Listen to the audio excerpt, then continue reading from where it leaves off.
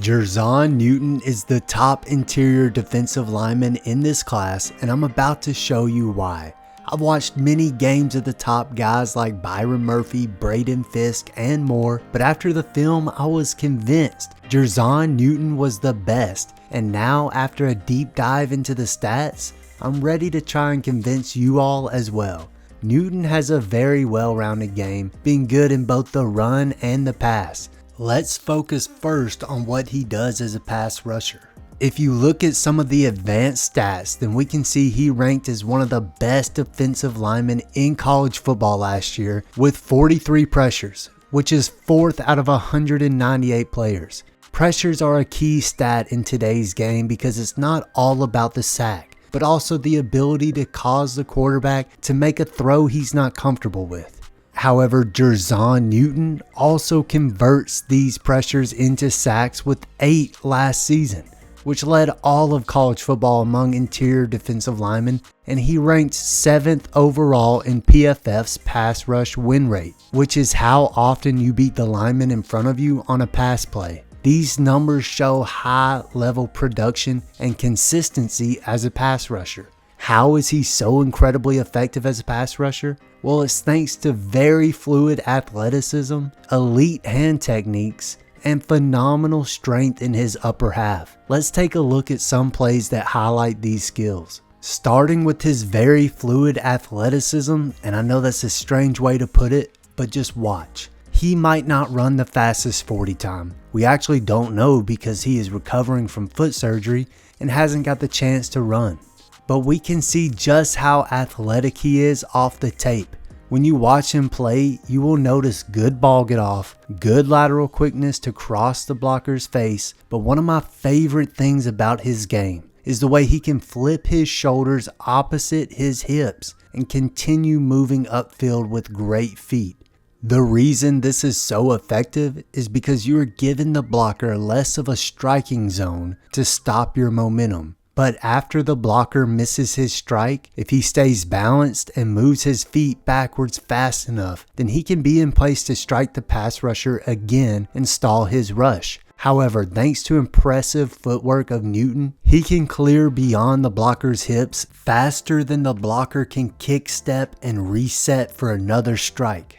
This is an important trait for pass rushers on the edge, but it's less common to see someone so good at it from the inside. Now, these skills of flipping his shoulders, great ball get off, and great lateral quickness, paired with Newton's highly developed hand techniques, are truly lethal in the passing game. Jon Newton has flashes of many techniques, like the Aaron Donald style cross chop, a solid club rip move, and even a forklift technique where the defender grabs at the wrist of the blocker and lifts up to disengage the blocker's hands. But his favorite two techniques are the two-hand swipe or two-hand chop that he uses so often, and the quick club swim.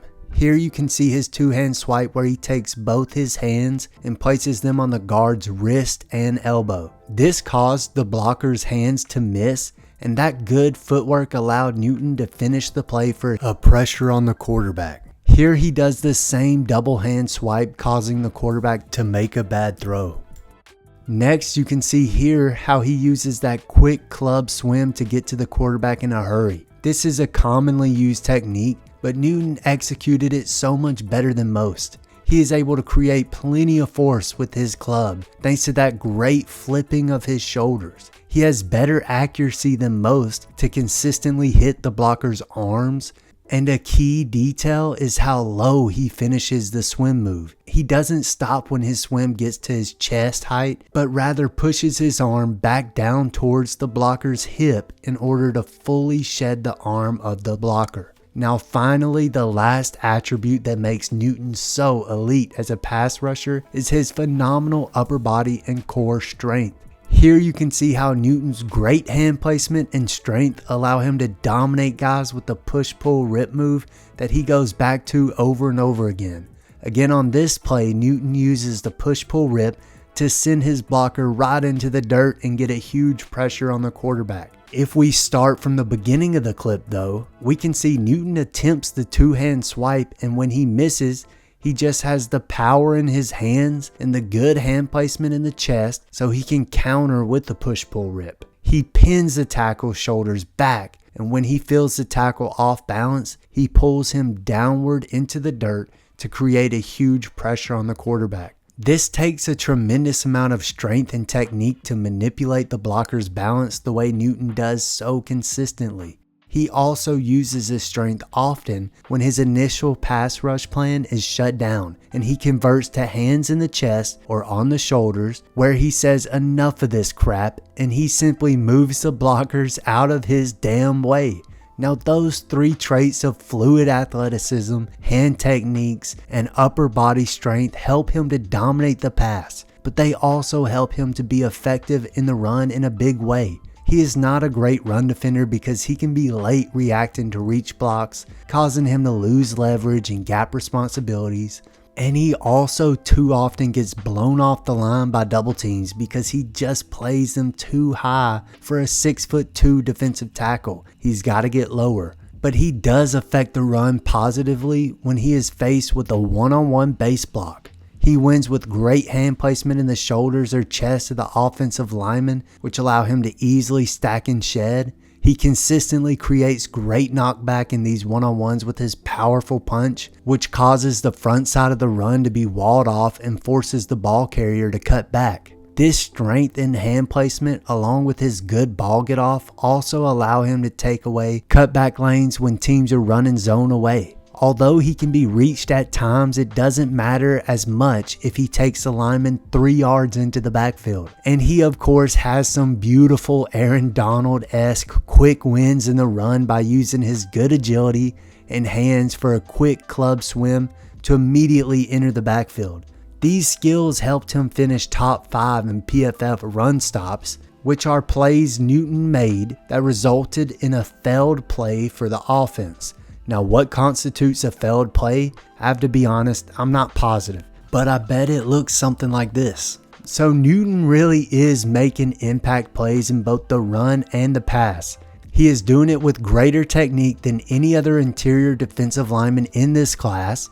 He also has the fluid athleticism that is somewhat rare on the inside, and he has the violence in his upper body that is needed to make an impact in between guards and centers. Although I see very exciting traits of athleticism in Byron Murphy and Braden Fisk, I just don't see top 15 pick potential in any defensive tackle except the complete package of dominance that is Johnny Jer'Zhan Newton. Well, I hope you guys enjoyed this video, and if you did, then please leave a like and subscribe. It would be greatly appreciated as I'm so close to 1,000 subscribers. I would also love to hear more from you in the comments if there are any players in the draft you'd like for me to give my thoughts on, or comment if you have any thoughts you'd like to share on Jer'Zhan Newton. Well, friends, thanks for watching. It's been fun, and I'll see you again soon.